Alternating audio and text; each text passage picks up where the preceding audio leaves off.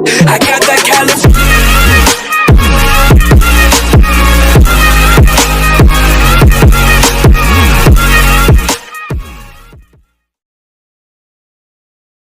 Hello guys!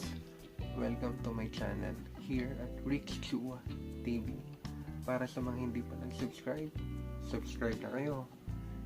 And guys, ang pag-uusapan natin ngayon is about paano ba mag-dispute ng copyright claim. Recently, one day ago, I think it's 1 day, 3 days ago, naka-receive ako ng isang claim from YouTube. They are telling me that the one that I made is a copyright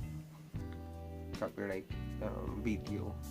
Kasi ginawa ko guys, gumawa ko ng isang video na parang a news content, but nilagyan ko siya ng video clip from a certain show, and I was not expecting na magkakaroon ako ng copyright issues because it's a Creative Commons. Kasi pag gumamit ka kasi ng isang Creative Commons under license, pwede mo siyang i-reuse o pwede mo siyang gamitin. Kaya lang hindi ako nag-expect na mangyayari sa akin yun. Kasi I was expecting na pwede ko nga siyang gamitin kasi it's a Creative Commons under license video or clip. Yun nga, naka-receive ako ng isang letter from YouTube. Yan, papakita ko sa inyo. Yun, telling me that the clip that I made is a media, or parang it's I think the right term is media copyright law or something like that. Yun nga. Then nag-dispute ako, nag-explain ako sa kanila. On my side, I'm telling that I do acknowledge the owner's claim for my video that I made, that I do not own the video. I'm just using that for a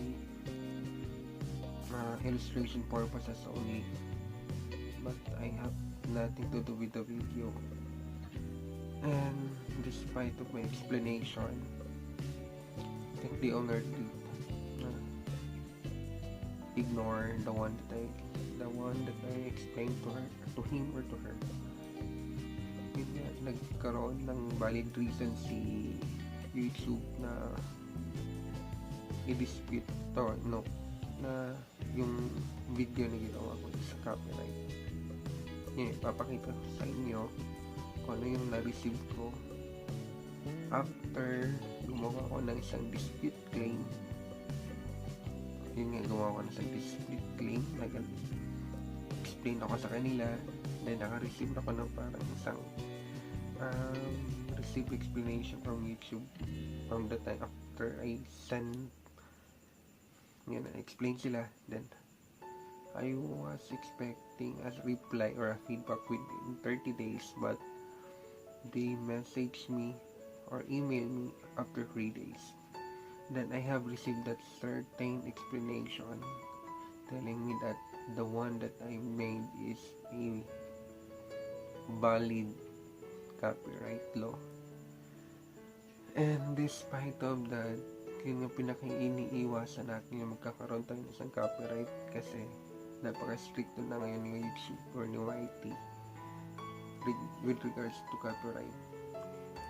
Kapag nagkaroon ka ng 3 strikes in a row, pwede kang tatanggalan ka nila, matatanggal yung channel mo, or hindi ko alam, magkakaroon ng suspension, hindi ka makaka-post ng video for several days or weeks. Ganun mangyayari sa'yo. So ang ginawa ko, nag-asa ko ng help for my brother kung ano yung pwede kong gawin. Yung sinabi niya, kuya, it's a big company, and medyo mahirap sila kalaban kasi hindi naman yung main company yung nag claim sa akin sa video.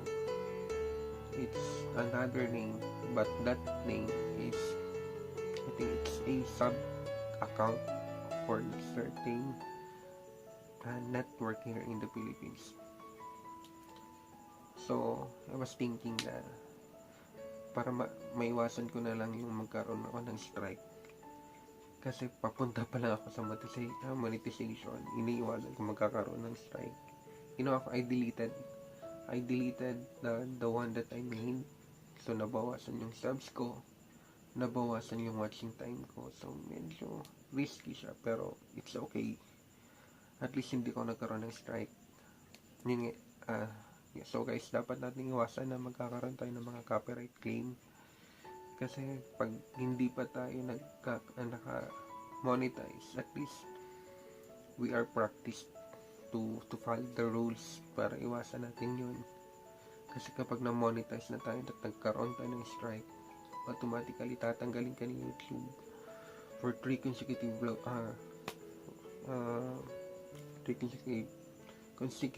strikes. Tatanggalin ka ni YouTube. Kahit gano'n pa kalaki yung channel mo, kahit gano'n pa karaming views or subs, walang pakialam si YouTube dyan, for as long as you follow the rules.